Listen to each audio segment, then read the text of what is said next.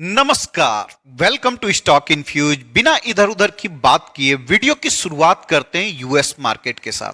दोस्तों, last trading session में US market में 0.53% की तेजी देखने को मिली है। तो हम आशा कर सकते हैं कि मंडे को हमारे मार्केट में भी थोड़ी बहुत तेजी रह सकती है या फिर बहुत बड़ी गिरावट देखने को न मिले।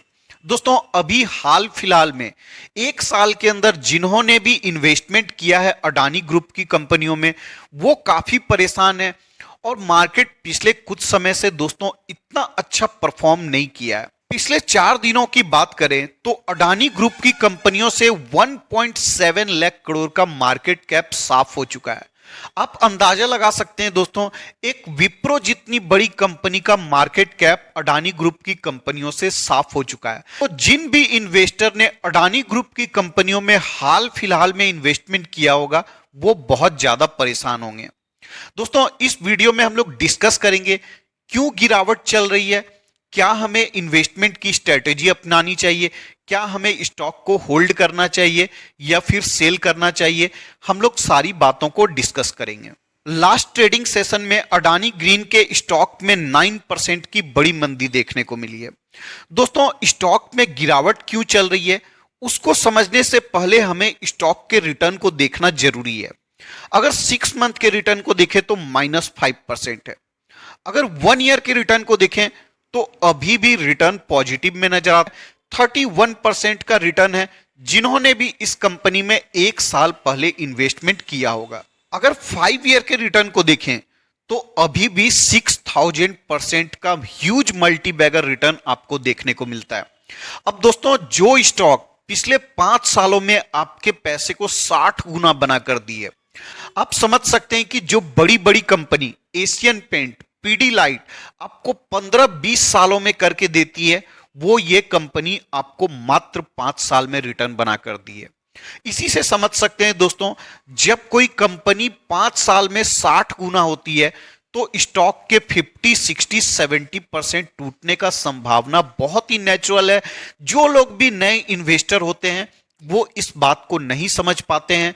बहुत सारे लोग आपको बताते हैं टारगेट होता है इतना तक चले जाएगा स्टॉक, 5000 चले जाएगा, 10,000 चले जाएगा, आपको इन्वेस्टमेंट करने के लिए प्रेरित करते हैं, लेकिन आपको रिस्क बताना भूल जाते हैं। अब दोस्तों, कंपनी को समझने के लिए पहले हमें थोड़ा फाइनेंशियल्स पर ध्यान देना चाहिए, जिससे हमें कंपनी के पॉजिटिव और निगेटिव पॉइंट समझने में आसानी हो। अगर कंपनी के मार्केट कैप को देखें तो 2,86,000 करोड़ का है। प्राइस टू अर्निंग रेशियो आपको 526 का देखने को मिलेगा। अब दोस्तों, जो कंपनी का प्राइस टू अर्निंग रेशियो 526 का है, आप समझ सकते हैं प्राइस टू अर्निंग रेशियो कितना ज्यादा हाई है। अगर कंपनी के डेट को देखें तो 52,000 करोड़ का कंपनी के ऊपर डेट है। वहीं कैश रिजर्व को देखें तो 3,751 करोड़ का है। अब कंपनी के ऊपर इतना ज्यादा कर्ज क्यों है, यहीं पर अगर हम लोग डिस्कस कर लेंगे तो ज्यादा बेहतर होगा। दोस्तों, कंपनी जिस सेक्टर में काम करती है, ग्रीन एनर्जी का सेक्टर बिल्कुल न्यू है, और जब भी कोई कंपनी न्यू सेक्टर में काम करती है तो वहां पर कैपिटल रिक्वायरमेंट बहुत ज्यादा हाई होता है। इसी के कारण कंपनी के ऊपर कर्ज बहुत ज्यादा देखने को मिलता है। अब दोस्तों, जिस कंपनी के ऊपर कर्ज बहुत ज्यादा होता है, जब मार्केट में इंटरेस्ट का रेट बढ़ता है, जैसा कि आरबीआई ने हाल फिलहाल भी इंटरेस्ट का रेट बढ़ाया है, और जब इंटरेस्ट का रेट बढ़ जाता है तो बैंक भी अपने इंटरेस्ट के रेट को बढ़ा देती है। ऐसे समय में कंपनी को अपने कर्ज के ऊपर जितना इंटरेस्ट पे करना होता था, उससे ज्यादा इंटरेस्ट पे करना पड़ेगा, जिससे कंपनी का नेट मार्जिन घट जाता है। दोस्तों, ये बातें मार्केट को पता होती है।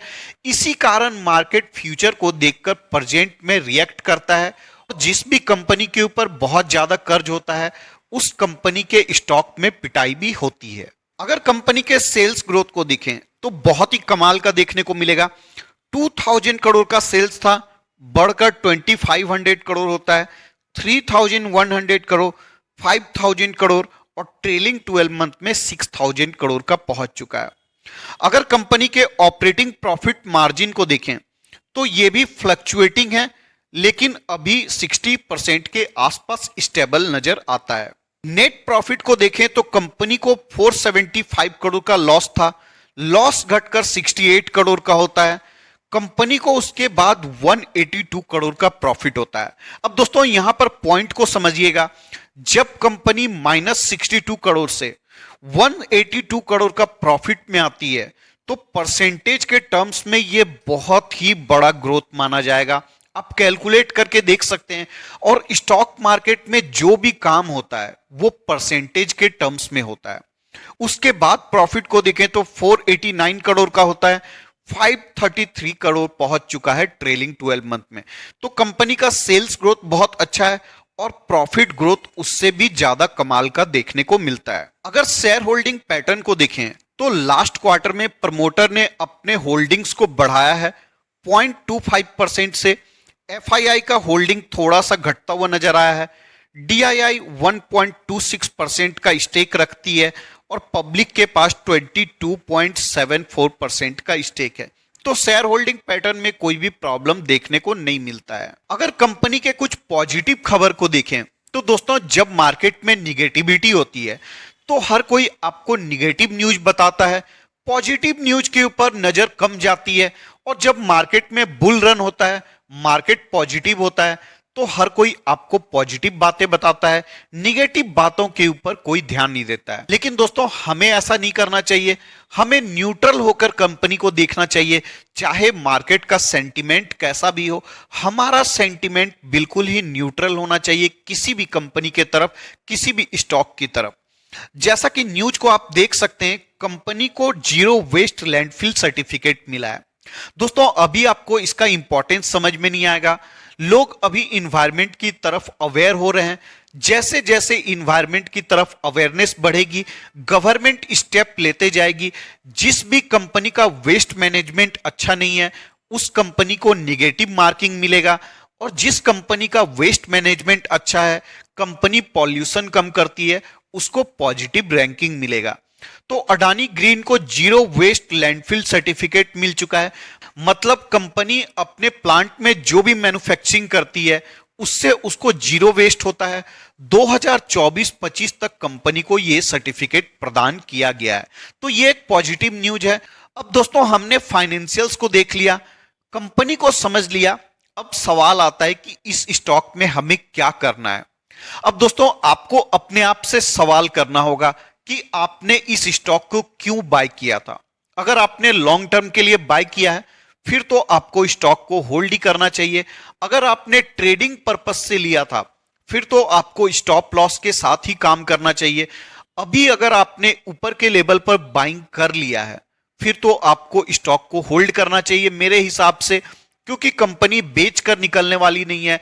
कंपनी हाई रिस्क की हाई रिवॉर्डिंग जरूर है लेकिन कंपनी बर्बाद नहीं होने वाली है। क्योंकि दोस्तों ग्रीन एनर्जी का जो सेक्टर है इसमें ग्रोथ आना अभी जस्ट स्टार्ट हुआ है। आने वाले समय में इसमें आपको ह्यूज ग्रोथ देखने को मिलेगा। कंपनी के पास ऑर्डर की कोई कमी नहीं है।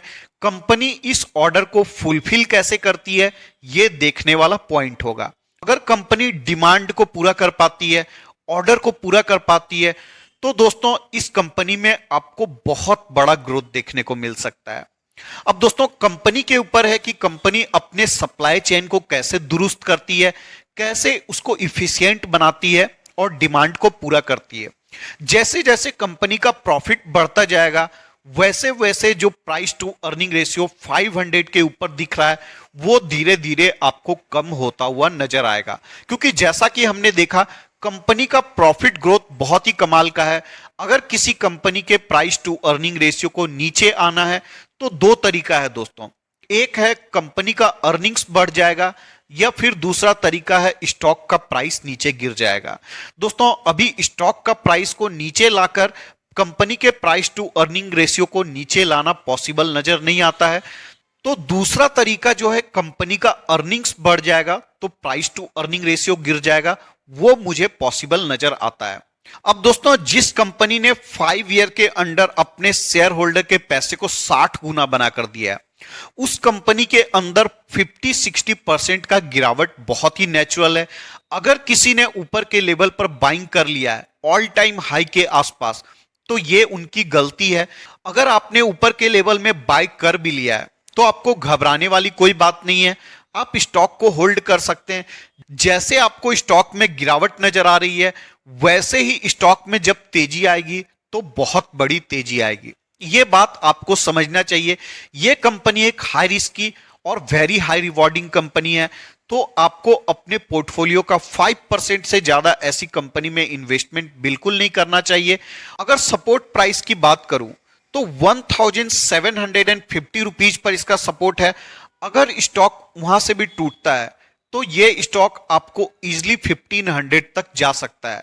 मैं ऐसा नहीं बोल रहा हूं कि दोस्तों स्टॉक चला जाएगा, लेकिन पॉसिबिलिटीज हमेशा बनी हुई है।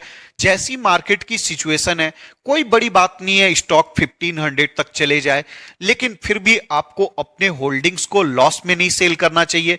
भरोसा के साथ होल्ड करिए, स्टॉक रिकवर भी कर जाएगी। अगर स्टॉक रिकवर करने के बाद आपको सुटेबल लगेगा तो आप इन्वेस्टेड रह सकते हैं, और अगर आपको लगता है कि नहीं मुझे इस स्टॉक में इन्वेस्टेड नहीं रहना है, फिर आप चाहें तो सेल करके एग्जिट कर सकते हैं। इस वीडियो के डिस्कशन के लिए इतना ही रखते हैं। चैनल आपका ही है, चैनल को सब्सक्राइब कर लीजिएगा। वीडियो पसंद आए तो वीडियो को लाइक कर दीजिएगा। मिलते हैं किसी और वीडियो में, तब तक के लिए धन्यवाद।